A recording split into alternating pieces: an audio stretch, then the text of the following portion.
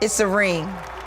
It's 3 to 4 feet taller than reality. Its ropes are red, white, and blue. Its platform is blank, stretched canvas. Commentators say it's built for a man. Promoters say there's room for my competitor and I. There's gloves and coaches and centers and punches, strategy, knockout, blood, sweat, and tears. Entrepreneurship is a boxing match. We, the women, know how to stay light on our feet. We slide through insecurity, we shuffle through sexual harassment, me too, we dip and block, duck and land, then suddenly, the predefined role of woman calls our name. Wife, feminist, mother, bitch, grandma, cook, auntie, babysitter, nasty woman, pow, right in the kisser. I lose balance, fall. Face against platform, I heard my ego crack when I realized that my male competitor has more mirrors in his dressing room. Commentators say, you're a woman, this is not your place. The referee counts down, you don't belong here. Stay down, he shouts. VCs fund people who look like them and I don't look like them. I didn't learn how to box in school. My parents are not boxers, never learned how to coach or train. My life is just a corner.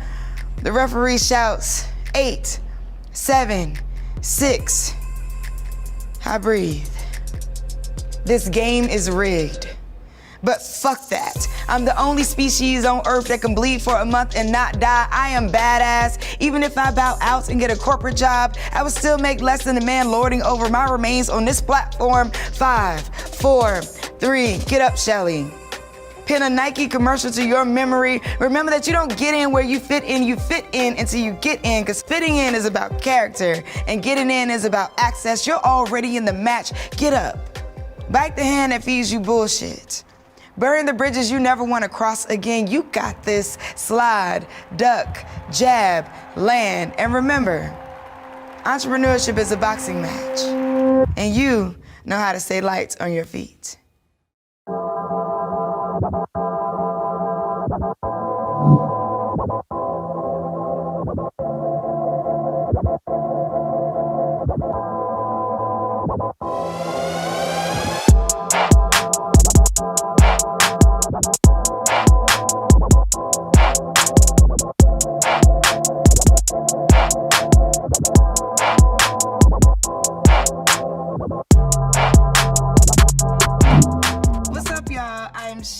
The founder and CEO of Black Girl Ventures.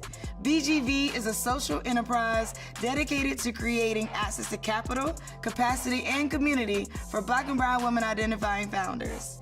Today, we are excited to announce that we are holding the first ever pitch competition tournament with Nike.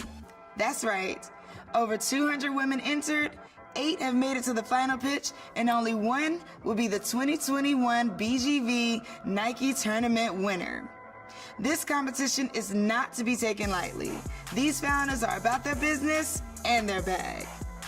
We'll need your help to decide the winner by voting for your favorite pitch at raisify.co. That's RAISIFY.co. Now let's talk competition. It's on. We have 8 players streaming in from across the country, matching up bracket style to compete and win it all. It's a 3-round experience, including 2 rounds of elimination, culminating in a final head-to-head battle between our top 2 elite business athletes. It's the prizes for me. Our 3rd place winner will receive $5K in funding. 2nd place, $10K, and 1st place will get $30,000 plus an additional $30K in marketing support to take their business to the next level. The champions and I will deliberate for round 1 and 2, but ultimately it's up to you, the community, to decide who wins it all, so stay tuned. Now let's meet the champions that will be asking questions, calling the shots, and making eliminations for rounds 1 and 2. Our champions are all elite business athletes who make big moves on any playing field they enter, specializing in strategy, marketing, investing, and more. Without further ado, let's welcome the 2021 BGV Nike Tournament champions. First up, entrepreneur and co-founder of the Black in Fashion Council, Sandrine Charles. We also have two-time WNBA champion and co-owner and VP of the Atlanta Dream, Renee Montgomery. And Nike VP of Strategy and Development, Melanie Harris. Welcome, ladies. Hi. What's up? Hey. Tell me about, what are you looking for tonight? What do you want to see? What do you want to hear from the business pitching? I'm personally excited to hear the strategy. As an entrepreneur, I love to see what people are working on, but also the passion that they have behind it. It's just not a plan, so passion is very important for me. For me, I'm looking for the creativity. I want to see, how did you come up with that? I like to know, how did it become a thing, the aha moment that made them create whatever their pitch is. So I'm into the creatives. Yeah. I'd say for me, it's the clarity, the commitment, and the distinction, right? Because the idea is something, but the follow through is everything. Okay, we got passion, we got creativity, we got clarity and distinction. Oh my goodness, okay, it's on. I'm super hyped about this. The heat is on.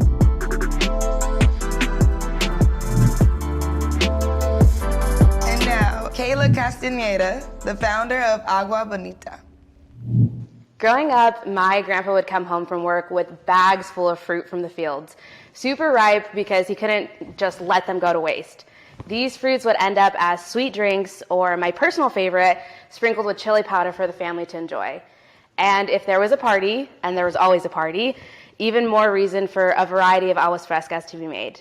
I wanted that same experience without all the sugar, and my time building brands for Coca-Cola showed me that they wanted this too. So I set out to make my own. I'm Kayla Castaneda, co-founder of Agua Bonita, the first better-for-you aguas frescas.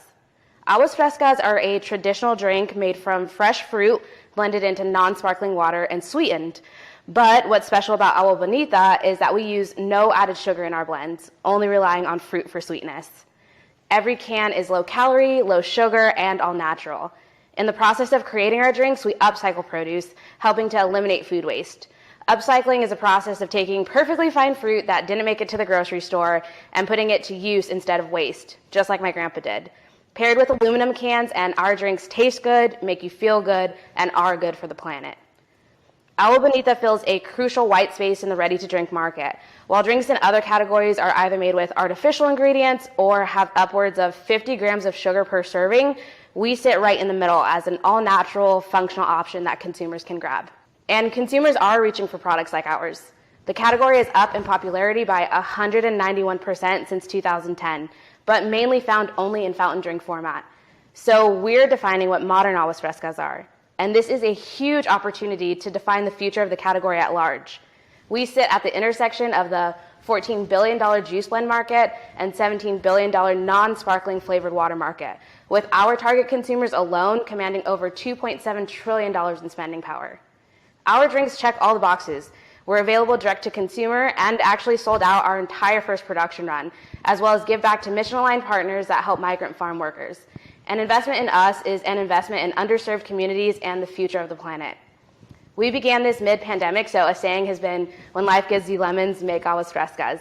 And we've taken those lemons and in 4 months have turned them into sales of over $40,000 a month, which is just the beginning. We're on track to hit $17 million in 3 years' time, and we've even onboarded the former SVP of sales of PepsiCo as a mentor. But with your help, we can expand into more retailers and more than double those projections.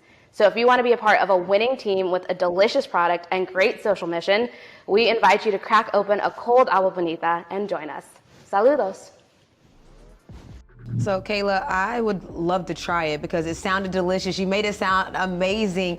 I'm just curious, is it an education process? So you told us all about it, how it's made, but if I walked by it in the store, would people actually know what they're buying? Yeah, so there is a consumer education point to our product, but that's also why I focused on California and Texas for starting points in traditional retail, because the demographic there has a lot of familiarity with our product. So we are trying to gain more traction there, so that way we have time to build that brand presence and build that product education with other markets as we spread. As you know, likely from your time at Coke or with your mentor from Pepsi, one big expense item is likely to be what you'll need to do to get shelf space in retail locations. How do you think about your margins today and how attractive they are in a direct-to-consumer model, and how those might shift as you expand into retail?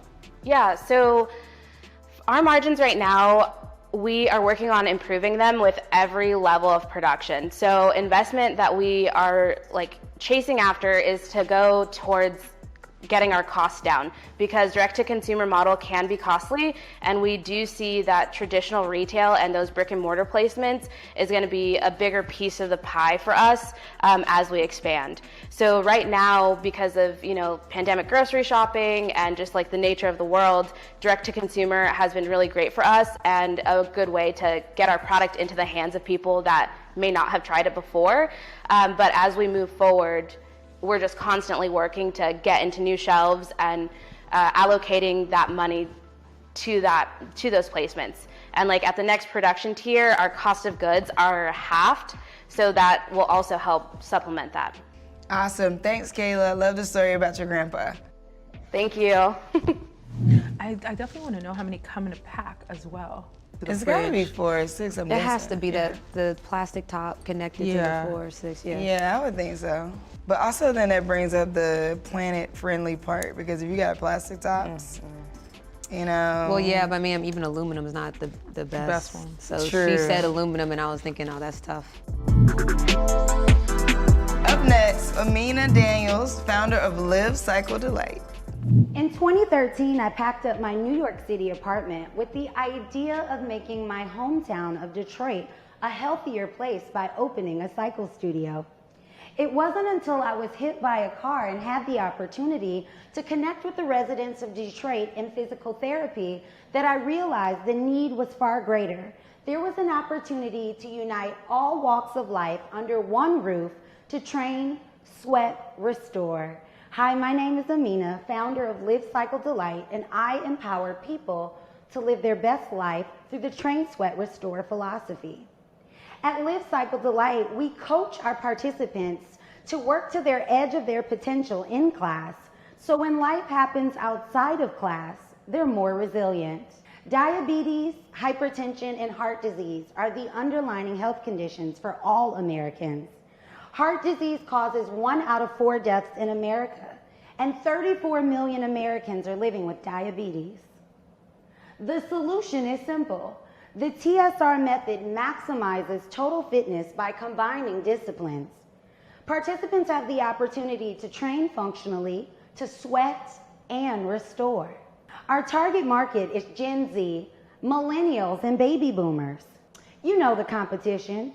You've probably taken a class or two. Here's how we're different. We're inclusive, accessible, the TSR philosophy. We're powered by a Black woman, the LCD mentorship program, and this boutique experience is rooted in community. Since opening our doors in 2017, we've seen over 5,000 clients. We quickly expanded to a second location to elevate our yoga experience, offer bar, mat Pilates, and infrared heaters. The pandemic has been extremely challenging for us, but we quickly pivoted to Zoom classes, branded apparel, sold fitness equipment, expanded our wholesale partnerships, launched outdoor classes and on-demand content. We've seen steady increases since opening prior to pandemic. Say hello to our team. We are asking for $1.7 million to franchise this concept, onboard a studio coordinator, and research and development on the TSR method. Thank you. Thanks, Amina. Let's hear from our champions. Hi, Amina. Thank you for your time today. I have a couple of questions on your last slide. So the ask is 1.7 to franchise, staff or coordinator, and R&D. Inclusive in your R&D and your research, are you adding marketing to that, or do you have established marketing that will be supporting the research and your expansion needs?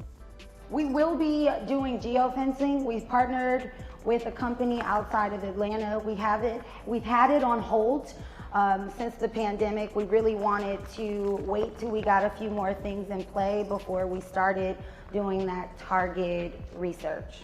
So, Amina, you said that what makes you all different is inclusiveness, accessibility, and the TSR method. So does your competition not offer TSR? Is that something that only you would be offering? Yes, it's a unique blend of workout experience that we have created. A lot of fitness studios have one dimension fitness, or they have a circuit training class that combines a variety of fitness disciplines. But at Live Cycle Delight, we can create a variety of programming under the TSR philosophy. And it is something that we are looking to franchise and license and do a little bit more research and development so we can have a system that is like the Tracy Anderson method, where you can purchase the experience previously on DVDs, but obviously now you can just download content. Awesome, Amina. Thank you for telling us how Live Cycle Delight is helping people train, sweat, and restore. Thank you.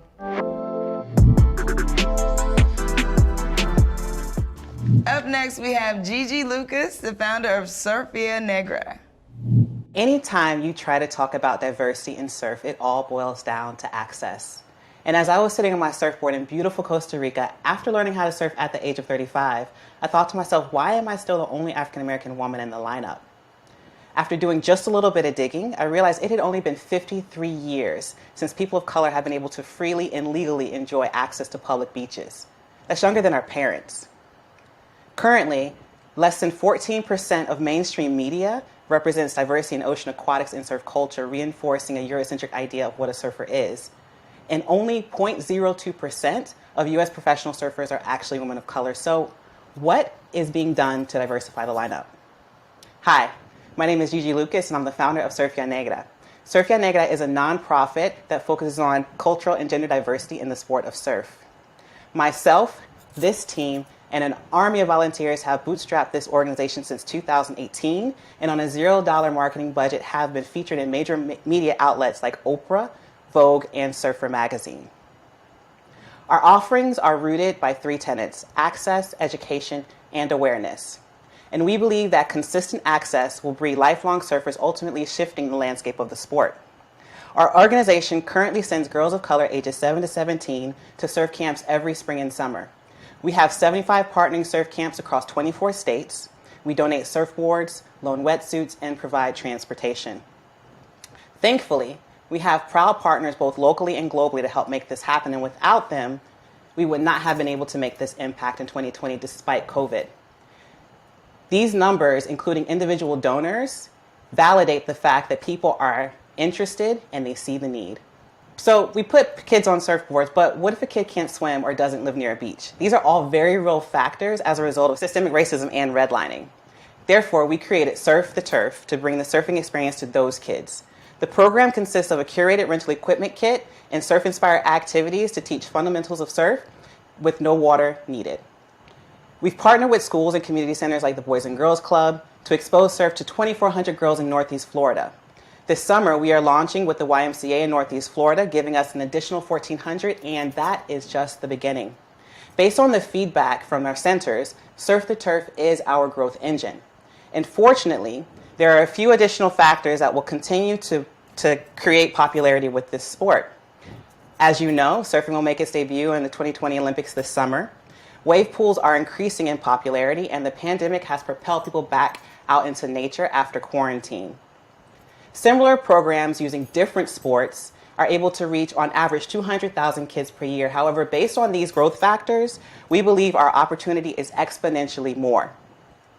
We are raising $250,000 to 10x our Surf the Turf rental equipment inventory, increase staff, and implement supply chain management technology. This will position us to reach 1 million kids in a sustainable way by end of year 2020. And when we do this, Surfia Negra, all of our invested partners in the world will show everyone that Black girls are not only magic, but they walk on water too. Thank you. All right, so we got questions for Gigi. What are you thinking?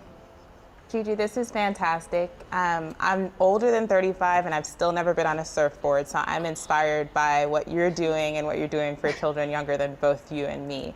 How do you think about the long-term sustainability of your funding model?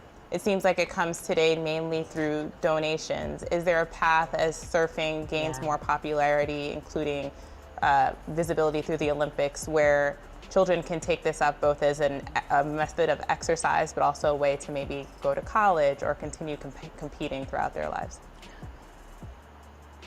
Yeah, so in terms of sustainability for the organization, this is why we're focusing on the growth of Surf to Turf.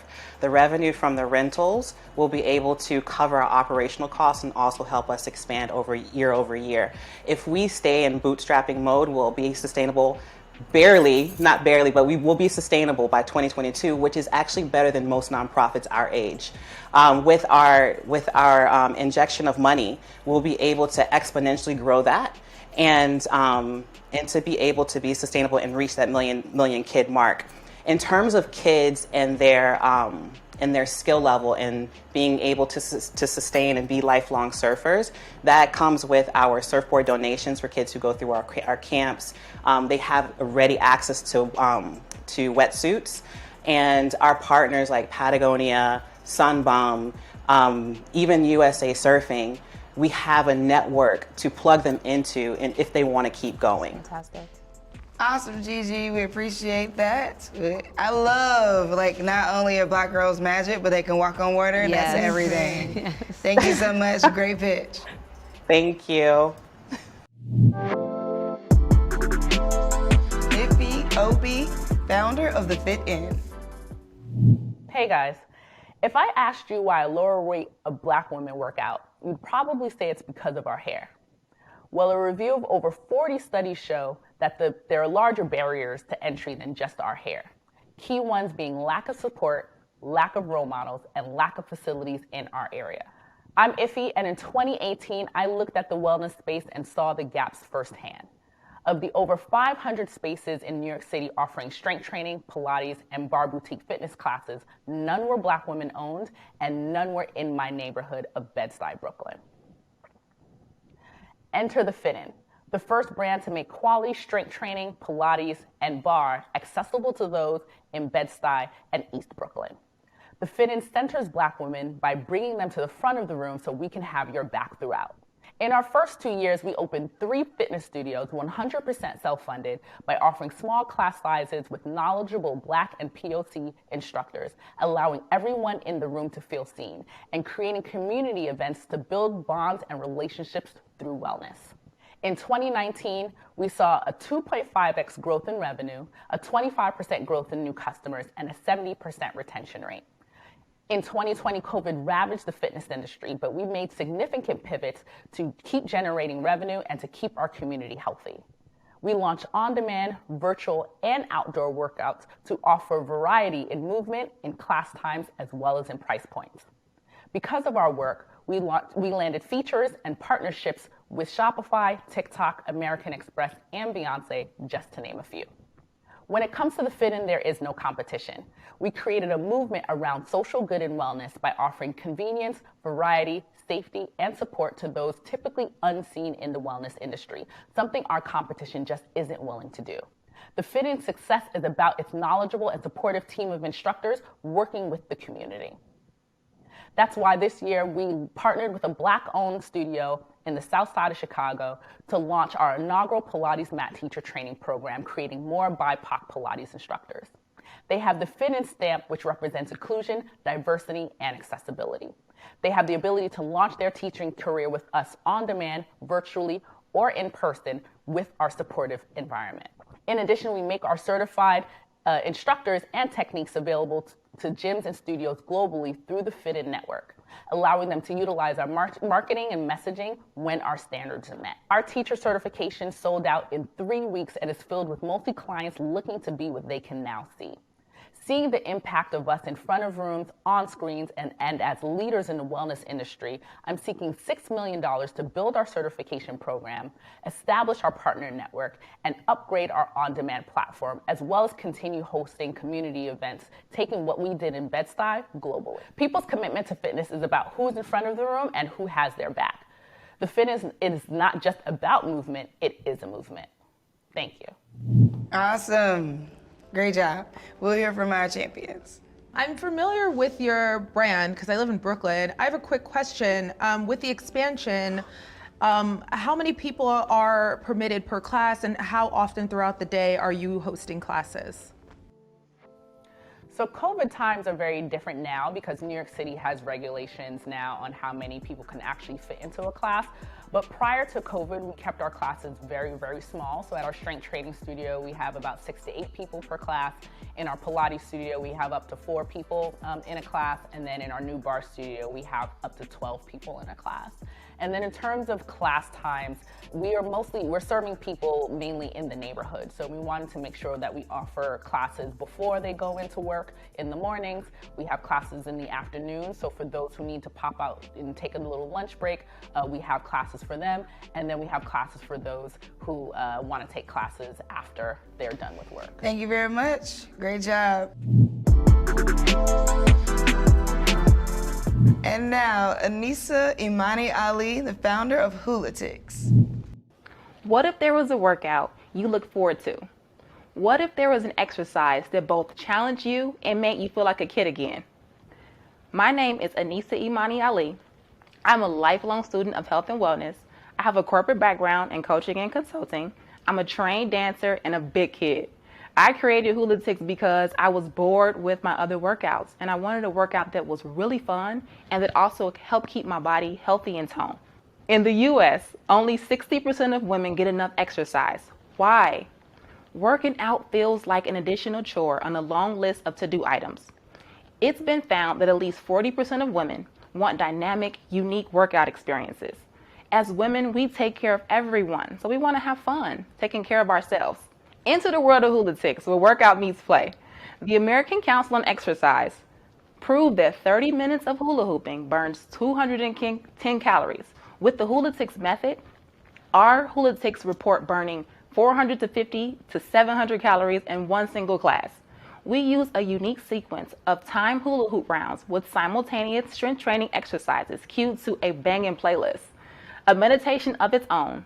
You're so focused on keeping up your hoop that you forget you're working out. We are targeting women ages 25 to 44 looking for fun, unique workout experiences. Boutique fitness makes up for 35% of the fitness industry and is growing rapidly. At 20% market share, we have access to 2 million Hulatics. There's no one quite like us. Ending each class in mindfulness, we provide a life-changing workout experience that fuses dance, strength, yoga, meditation, all while inside your hoop. Hulatics is so much more than a workout. It's a way of life. We are showing Hulatics that you can be pushed to your limits while enjoying what you do. We have a team of pumped up Hulatics who couldn't be more excited about sharing this extraordinary workout with the world. We launched in March 2020 and held 2 classes before the world shut down, but that didn't stop us. In our pilot season, we gained 50 Hulatics and counting. Now more than ever, we know that with people want fun, innovative approach to fitness. We are positioned to take advantage of the lack of human interaction that the pandemic caused by making 20% of the fitness market Hulatics. Hulatics are raving. Using buzzwords like electrifying, dynamic, and one of a kind, they'll never look at a hula hoop the same. We are changing the way the world views fitness. Working out isn't a chore. It's a celebration of what our bodies can do. We are asking for $100,000 to enhance marketing efforts, hula hoop inventory, and expand service offerings. Thank you. I think I might have missed what city you're in. Can you share what city you're based in? Chicago. Chicago. Okay, thank you. Okay, so Chicago, yeah, during COVID probably had a hard time during the colder months. How are you continuing your efforts as we're now transitioning? Have you been doing Zoom classes for those who want to perhaps purchase their own hula hoop? Is that an option as we're still in transition mode with COVID restrictions lifting? Yes, so we are, in terms of our growth, we are planning on doing online classes and actually selling hula hoops too. The number one question we get is, where can I buy a hula hoop? The second one is, do you do online classes? So that's actually part of our growth, where we want to have quality hula hoops to sell to our hulatics and then also offer in-person classes, in virtual classes. So Anissa, I always, when I see hula hoops, I think of the queens of comedy where they go the when you're doing it right. And so the first thing I think about is it's a group atmosphere, but to grow it, have you ever considered going outside? Because you talked about the restrictions. You might have no overhead if you're outside, if you can grow the classes. Have you considered doing that to expand? Absolutely, outside, in the park, everything. Yes, the options for hulatics are actually endless, and that is something that we're planning for in the future. Thanks, Anissa. You're welcome. Thank you. And now, Miracle alums, founder of Mossy Mob.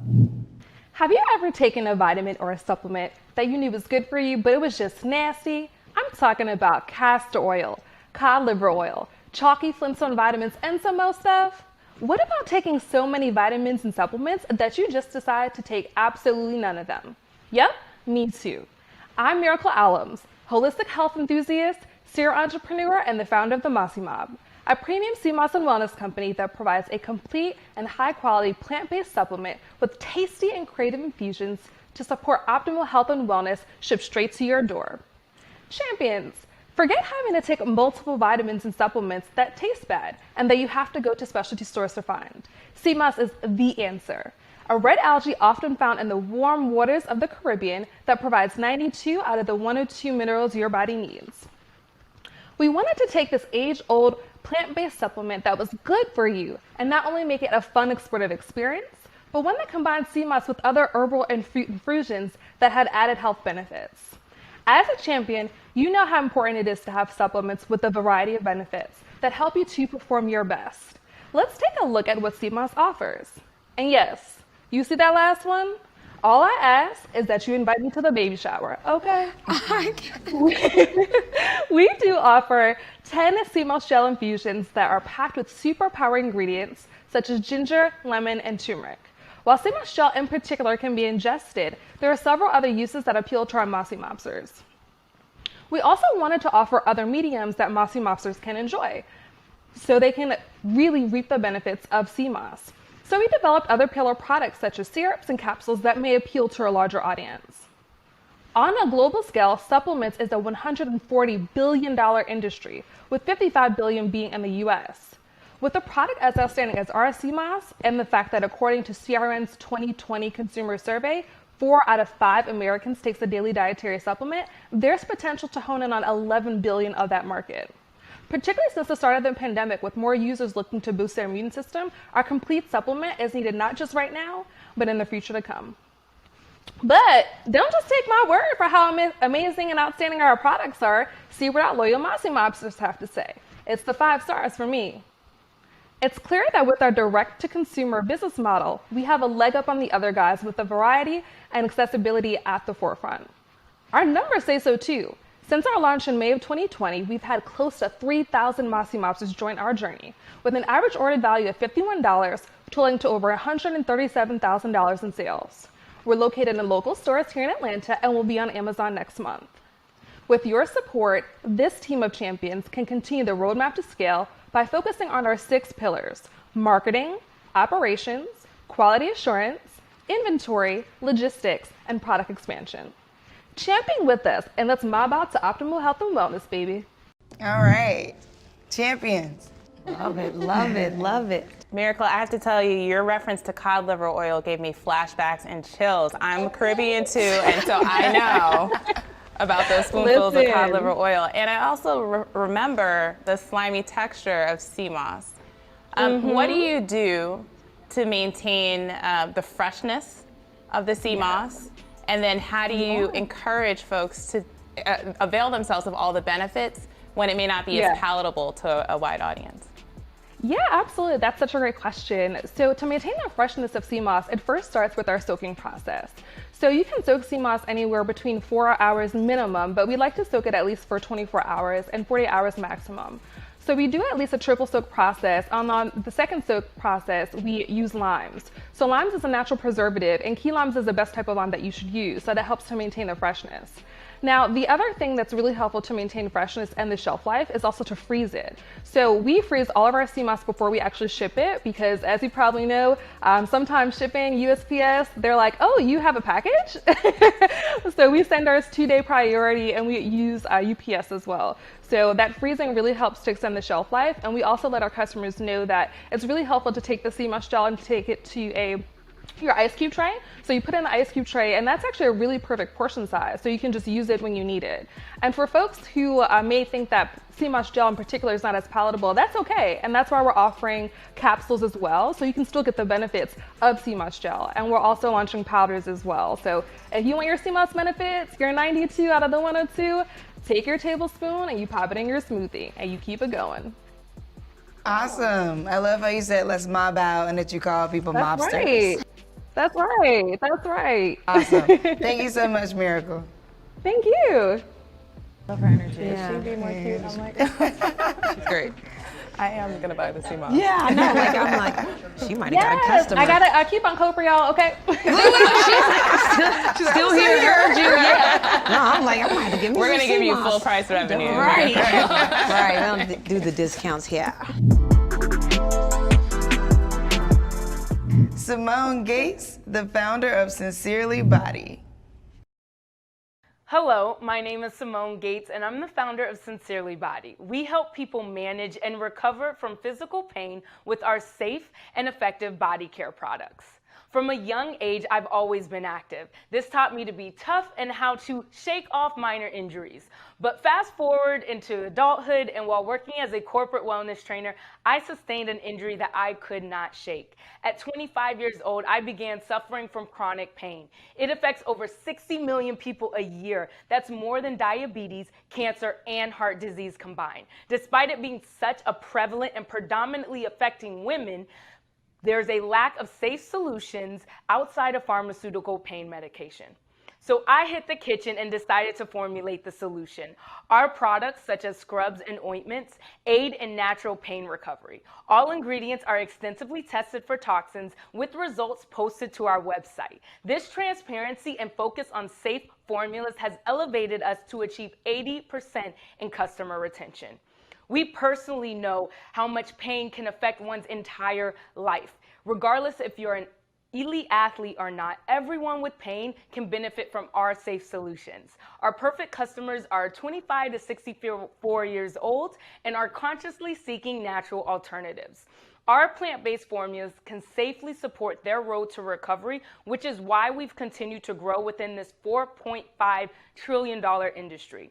But I'd like to highlight a major guiding force that is incredibly close to my heart. I've been working as a health coach in West Harlem for the past 2 years and witnessed the community struggle with mental and physical well-being last year. Our company has a huge opportunity to uplift and stand up for the Harlem community through local employment and wellness education. We've already begun implementing wellness programming and will continue to do so as we grow.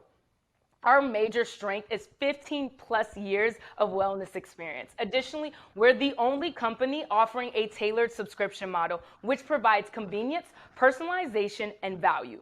We're on track to do $175K in website sales this year, and we've been able to reduce our material costs by 46%, increasing our profit margins to 82%. We pivoted to launch wholesale recently and have worked with companies such as Uncommon Goods, bringing in $20,000 in purchase orders. Our average order value is $57, and our subscription model helps create brand loyalty, with the average spend being $1,000 a year. We're currently shifting to offer white labeling to fitness studios and sports apparel companies. We've been very fortunate enough to receive much support from fellow founders and executives from top companies, and have currently received marketing and brand strategy support from companies such as PayPal and Google. We are proud that in 2.5 years, we've been able to do $150K in sales with zero ad spend. However, we know we can triple our sales with additional marketing support. In the past, we've partnered with companies such as Spotify, WeWork, and Crate & Barrel. Our ask today is $225K, which would allow us to grow our fulfillment and production team here in Harlem. These funds will also help support our inventory capacity, community development, and marketing initiatives. Are you ready to join us? Thank you so much. Thanks, Simone. Champions? Simone, can you talk a little bit more about the products, specifically what the active ingredients are that help to target chronic pain relief, and how those compare to other plant-based remedies that have gained a lot of popularity, including CBD? Yes, of course. So plant-based to us is everything that comes from nature. So while we do have products that include hemp, we do realize that there's a lot of people that still aren't on that CBD train. So for instance, a lot of people aren't aware that blue tansy is a popular essential oil that you might find in like a facial balm, but that's really great for inflammation, as well as turmeric, menthol crystals, peppermint oil, as well as rosemary. So we expand our formulas past just throwing in CBD. We're really looking at plants and ingredients that have been shown to reduce inflammation. And a lot of pain is simply inflammation, whether it be a migraine, cramps, shin splints. It's the muscle irritated and inflamed beneath the skin, which leads to pain. Awesome. Thank you so much, Simone. Thank you. And now, Jasmine Mayetta, the founder of Round 21.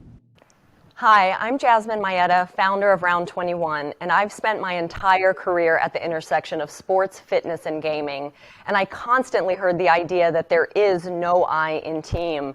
But today's generation is very different. There is an I in team. It's all about expressing your identity, your individuality, and the sneaker industry has capitalized on this idea and insight, but we believe we are more than our feet. Introducing Round 21, a premier marketplace for art and sport. How we work is simple. We collaborate with our artist collective, and they bring their artistry onto a new canvas, which is sports. Our first product drop was 10 months ago, and we absolutely have hit an unmet need. Our traction is undeniable. With community growth, a successful Kickstarter, strategic licenses and commissions from the likes of the NBA and the NFLPA, as well as strategic distribution, we're on track to hit $100,000 of revenue in our first year. And how we show up is building cultural capital that will help sustain Round 21 for long-term profitable growth into the future. Our consumer engagement starts with the product and continues through the purchase and into deeper understanding of the artists and the story. And our audience is coming to life in products and engagement in the digital world, in the physical world, as well as the new way of working post-COVID. We're also at the very front of a pioneering space around the future of commerce, which is setting Round 21 up for an awesome opportunity to capitalize on the $70 billion market potential of sports equipment, in-game digital collectibles and cosmetics, as well as crypto art. Our unit economics are extremely healthy. Both our physical goods and our digital goods have significant margin. And we're in the middle of raising a $2 million round to help fuel and fund the future of sports and art, to bring to life the idea that what you play with should say something about who you are. Thank you. Thank you. Champions? Hi, you have great funding and a great track record thus far. How are you doing in marketing, and what social media tools are you using to target this Gen Z audience? Yeah, so we believe that today's consumer really wants to understand the story behind the products that they're consuming, as well as, in our case, the artist that's behind the story. So we have a unique advantage with our artists because they already have their audience. So when they bring a product to life through their organic distribution, which is a lot of Instagram and Twitter activity, we're getting disproportionate impact and awareness because they're promoting Round 21 to their very, very strong and rabid community. We've done a little bit of paid media, but we're spending a little bit more time activating our consumers around the stories that we're telling through our organic channels as well as through Clubhouse. We've found a tremendous audience of people who are really interested in self-expression through both digital art as well as what we're bringing to life through sports. Awesome. Thanks, Jasmine. Thank you. So we got $30,000 in cash for first place, plus $30,000 in marketing support. Second place gets $10K in cash, and third place gets $5K, all right? They all will continue to get ongoing support from Black Girl Ventures. They all will enter into a 6-week accelerator. And those who are eliminated will get $2,500, right? So they all get a little something. Nice. But what I really want to talk about is this next round, all right? We got to let go 4 people. Oh, and that doesn't feel easy. But when I think about like a person making it to that final round, who could this really, really, really take to the next level, right? Like who could the 30K really take to the next level? What could that look like? I think there's so many great people here, but if we want to walk through the cadence of how people presented, I think that there were a couple of call-outs for me personally that seemed very strong, at least in terms of expansion. Do you want me to? Yeah, go. I like it. I love Live, Cycle, Delight, and I also like the Fit In. I like them both because they are targeting their own communities and ensuring that they're giving back to their communities versus going to like, you know, their biggest downtown area. My concern on both ends was the size and the offering. The Fit In, the classes are super small, but it's so great that they're curated, and I'm sure she knows everyone. While Live, Cycle, Delight, you know, she had such a wide range of a target audience from Gen Z to baby boomers. And I feel like right now, Gen Z are the most spending customer base at the moment, from buying everything on Amazon during COVID and, you know, the longevity of them being her customers as well. So for me, I actually had 2 that stood out to me, and they're different. They're different too. I had Round 21 because she talked about getting into the crypto NFT space, and as we know, Dogecoin is still exploding. Literally, as I'm speaking right now, it's probably going up, and the cryptocurrency is the thing. And she talked about the gaming industry. I feel like the space she's in and the structure she has, they could really bang it out because the artists don't have a huge portion of the sales. I thought they would have more. And then I thought Agua Bonita, because she seems like, first of all, they already are, if they take your idea, honestly, and add the sparkling water after they ship it, I think I mean, they're already having a great sales in itself. And so I think that can make them explode. Okay, well, we'll keep that theme going. Melanie, do you have 2? You know, I have some overlap. I'm with you. I think Round 21 is really poised right now. I feel positive about the fact that they have net positive unit economics even in their first year or less than a first year of business. And I agree that they are poised to grow, particularly as they look to expand more in digital. And then the other that really stood out to me actually was the Mossy Mob. I did want to see them too. I think there's a huge opportunity there, and they're right at the intersection of something that feels new and fresh but is understandable to people. It's targeting, you know, rejuvenation and health benefits in a really natural way. And to be honest, so much of that is how do people feel and how much do they believe? And from a founder perspective, I feel like the founder really did a great job of engendering confidence in that product. And her personality really jumped out. I think she made us all feel very comfortable and also converted customers. I'm sure we'll all buy some after. Definitely. And I think Agua Bonita did the same thing. So it's so challenging to hone into just more. Yeah, I mean, there's a couple themes surfacing though. I think like it sounds like we're talking about customers, like the available market, like how far can they actually go with their growth? But also you talked about like the fit-in, Sandrine, around like how well do they know the customer? So I think one piece that we've mentioned is like, do they have the potential to grow with customers? But then how well do they know the actual customer, which I think comes into play with Round 21 as well.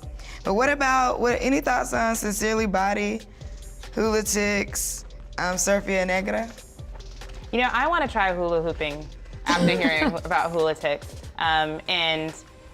You know, there's so much opportunity for growth even within the fitness space with new types of physical activity, particularly those that make women feel more comfortable being fit. And so I'm really excited about that. She didn't hit the top of my list personally because of the growth potential in this current moment. Having only 50 consumers and only 25 of them return, it just feels like she can focus first now on more you know, organic growth and prove out the business model a little bit first. Yeah, I can't believe you guys didn't get my Queens of Comedy joke. Has anybody seen the Queens of Comedy? I chuckled. Oh, okay. Did you see it? Did you know what I was chuckling? Okay, gosh, We needed more hearty laughter. Sure. We can break down that part. But to that point, though, I think she was onto something. Fun workouts is what people do now. Yeah. Even me being, you know, a recently retired professional athlete, like I don't want to just run on the treadmill. Like that doesn't seem fun. I did that my whole life. So I think that there's something there. With Sincerely Body, to me, it was that like I didn't see the growth. I think for the companies that we talk about, like I already saw Round 21 exploding. Like they're already exploding without us. And so if you add the marketing and add the resources, I could see it getting kind of on fire. But I love, again, I'm probably gonna be a customer of all these people. Like it's like they sold me as far as a customer on most of them. In various ways. Yeah. I think the surfing company, Surfia Negra, was really interesting. I know someone, black woman who surfs, she recently moved to LA and started participating in those initiatives. So there's definitely a niche there. I'm just very curious about the $350 a week and to how they convert it and clean it and how they're reaching all those kids with so many different hubs. And though they are connected to the YMCA and Boys and Girls Club, I'm like, well, how does that look? Like, where do those boards and kits go to if you're so wide and it costs so low? But I really did like Mossy Mob's energy. Like I think that energy really translated, and even if she's nervous about that Amazon expansion, it didn't show. Yeah. And I want to be confident in who I'm investing in as well, especially when they are presenting themselves as a business. And I think she never wavered during her pitch. Okay, ladies, I think we have our top 4. Yes, We do.